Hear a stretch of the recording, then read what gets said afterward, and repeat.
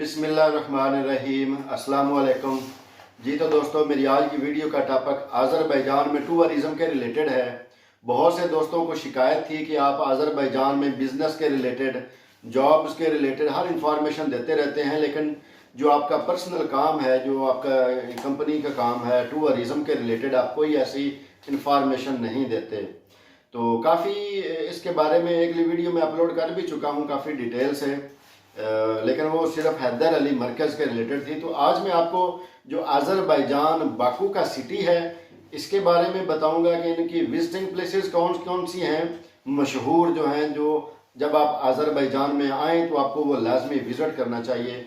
और दूसरी बात ये है कि जो नाइट्स क्लब हैं उनके बारे में भी बताऊँगा, और उनके बारे में कुछ ऐसी इंफॉर्मेशन भी है जो नए आने वाले लोगों को पता नहीं होता और उनका काफ़ी पैसा वेस्ट हो जाता है, उनके साथ चीट हो जाती है।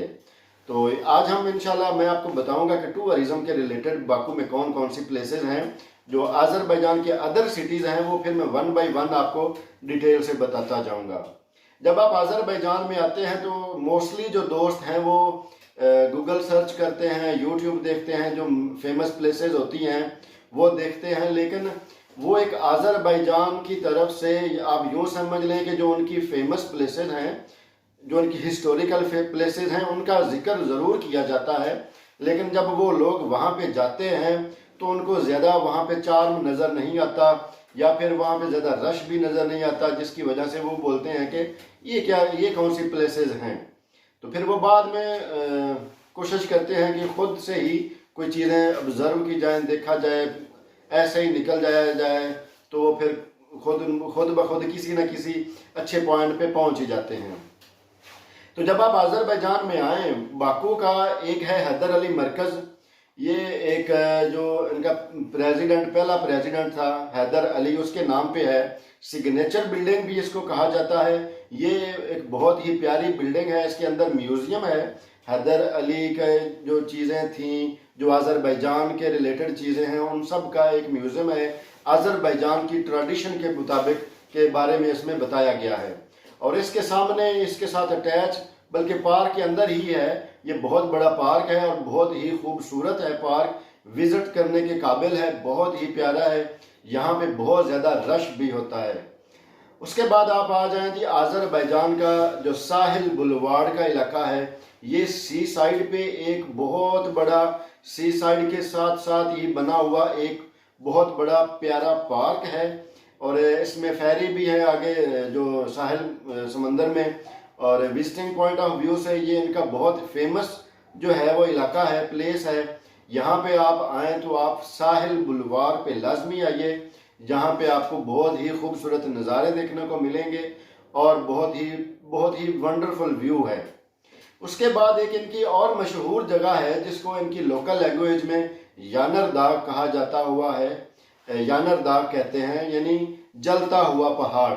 ये एक बहुत ही इनकी विजिटिंग प्लेस पुरानी है, जिसपे मुख्तलिफ किस्म की क्या सराइयाँ हैं कि इसके पहाड़ में आग कैसे लगी और क्यों आज तक ये जल रही है।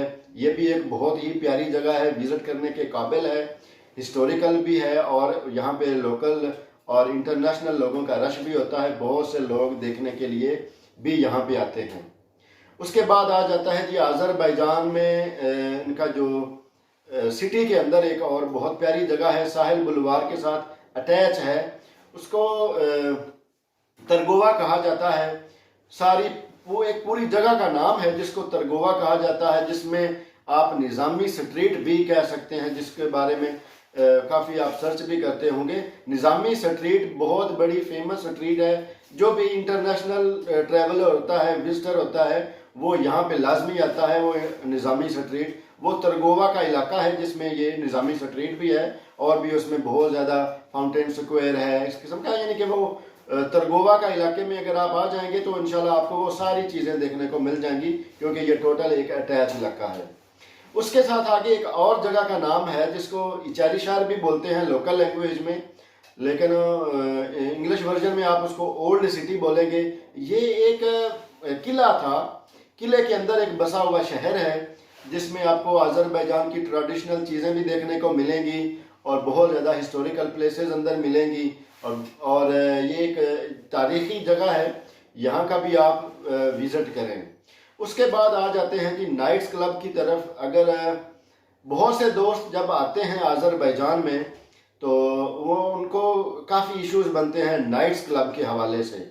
वो इसलिए कि जब वो तरगोवा में आते हैं निज़ामी स्ट्रीट के पास बहुत ज़्यादा यानी कि नाइट क्लब्स हैं, पब्स हैं, बार हैं, पब्स बार, यानी बहुत ज़्यादा इस किस्म के मटेरियल है वहाँ पे। तो बहुत ज़्यादा वहाँ पे चीटिंग भी होती है। चीटिंग कैसे होती है? लोग पब बार समझ के जाते हैं, नाइट क्लब समझ के अंदर चले जाते हैं, तो उनके साथ काफ़ी कुछ ऐसा हो जाता है कि वहाँ पे जो वहाँ का स्टाफ है वो लड़कियों पे भी यानी कि काफ़ी है, मुश्तमिल है। तो वो जब आप टेबल पे आके बैठते हैं तो आपके आसपास वो आके बैठ जाती हैं और आपके साथ गपशप होना शुरू हो जाती है और आपके पूछे बिना ही वो ऐसी चीज़ों का ऑर्डर कर देती हैं जिनका बहुत ज़्यादा एट द एंड बिल बन जाता है और बंदे ने वो खाया हुआ नहीं होता। लेकिन चूंकि वो उसी के टेबल पे आता है तो एट द एंड कैमराज लगे हुए होते हैं, तो एट द एंड वो उनको ब्लैकमेल करते हैं कि अगर आप ये बिल पे नहीं करेंगे तो हम पुलिस को बुलाएंगे। विजिटर जो है वो पुलिस का नाम सुन के घबरा जाता है, हालांकि ऐसा कुछ भी नहीं है, वो चीटर हैं, पुलिस को भी पता है। अगर आपके कोई आने वाला नया दोस्त आने वाला उसके साथ ऐसा हादसा पेश हो तो उसको चाहिए कि वो बोले हाँ मैं पुलिस में जाऊंगा। तो वो जब वो बोलेगा कि हाँ मैं पुलिस की तरफ जाऊंगा तो फिर वो उसको अवॉइड करते हैं कि पुलिस की तरफ जाएंगे, पुलिस वाले हमसे भी पैसे लेंगे, इसको फ्री छोड़ देंगे, तो वो फिर बचत हो जाती है, बंदा बच जाता है। लिहाजा ये अरे गैरे नाइट्स क्लब की तरफ जाने से परहेज करें, क्योंकि वो उनका मकसद ही उनका यही है कि जो नए आने वाले लोग हैं, विजिटर हैं, उनको कैसे उनके साथ मिसबिहेव किया जाए या उनसे पैसा कैसे निकलवाया जाए। तरगोवा के अंदर ही एक नाइट क्लब है जिसका नाम है मोजो क्लब, उसमें आप जाएं। ये एक यानी छोटा सा क्लब ही है लेकिन चीटर नहीं है। जो कुछ आप खाएंगे वही आपको बिल पे करेंगे। काउंटर बने हुए हैं, आप जाएंगे, बिल पे करेंगे, अपनी चीज़ लेंगे, उसके बाद आपको कोई किसी किस्म का एट द एंड बिल नहीं देना पड़ेगा। उसके बाद आ जाता है जी टनल क्लब है एक, ये तिबलिसी रोड के ऊपर है। ये भी अच्छा क्लब है, चीटर नहीं है। ये मैं इसलिए बता रहा हूँ क्योंकि बहुत से क्लाइंट्स, बहुत से दोस्त जो मेरे हॉस्टल में आके रहते रहे हैं उनका एक्सपीरियंस मैं आपके साथ शेयर कर रहा हूँ, क्योंकि उनके साथ काफ़ी इस किस्म के इश्यूज हो चुके हैं। और फिर रात को लेट नाइट उनकी हमें कॉल आती थी कि हमारे साथ ऐसा मिसहैप हो गया है, तो आप प्लीज़ आइए हमारी हेल्प कीजिए। तो जब अगर हम नींद में नहीं होते थे तो फिर उसकी मदद को चले जाया करते थे, अदरवाइज फिर हम अवॉइड करते थे, क्योंकि पहले ही जब आते थे तो उनको बताते थे हम कि जो है ऐसी चीज़ों से अवॉइड कीजिए जहाँ पे आपका नुकसान हो, और जो विजिटिंग पॉइंट ऑफ व्यू से चीज़ें हैं उनको ऑब्जर्व करें, वहाँ पे जाएं और अपना आप भी बचाएं, पैसा भी बचाएं। उसके अलावा इलेक्ट्रा क्लब है, ये भी ठीक है, इसमें भी कोई ऐसी किस्म का कोई मसला नहीं है। लास वेगास है, एलेप्स है, और सबसे फेमस जो है आज़रबैजान में वो नरीमानोव पे है, इन्फिनिटी क्लब है। वहाँ पे भी आप जाएं, वहाँ पे भी आपकी एंट्री फीस होगी 20 मनात। उसके अलावा जो चीज़ आप टेबल पे खाएंगे वो आप पे करेंगे, उसके अलावा आपसे कोई किसी किस्म का एक्स्ट्रा चार्जेस नहीं लिए जाते। लेकिन मैं आप लोगों को एक चीज़ ये एट द एंड बता दूं कि जो तरगोवा में ख़ास करके नाइट क्लब्स हैं वो मोस्टली, सारे तो नहीं, लेकिन जहाँ पे आप जा रहे हों तो आपको बुलाया जाए कि अंदर आ जाएं, क्लब है, ये चीज़ फ्री है, वो फ्री है, आए, एंट्री फ्री है, तो वो बंदा एंट्री फ्री के चक्कर में अंदर चला जाता है। लेकिन वहाँ पे जो लड़कियाँ हैं वो ही उनका स्टाफ है और वही वो आपके पास इस किस्म के इस स्टाइल से आके बैठ जाती हैं कि वही आपके सारे ऑर्डर शुरू कर देती हैं, आपसे गपशप शुरू हो जाती है, आपको भी खिलाती हैं, वो खुद भी खाते हैं, और जब वो सारी चीज़ें ख़त्म हो जाती हैं तो वो उठ के ऐसे गायब होती हैं जैसे वो इस क्लब में है ही नहीं। तो एट द एंड आपके 300, 400, 500, 700 डॉलर का बिल बन जाता है, हालांकि आपने सिर्फ सॉफ्ट ड्रिंक पिया होता है, उसके अलावा कुछ नहीं। तो इन चीज़ों से परहेज़ कीजिएगा, आते हुए एहतियात कीजिएगा। तो इंशाल्लाह नेक्स्ट इंफॉर्मेटिव वीडियो के साथ मिलते हैं नेक्स्ट टाइम।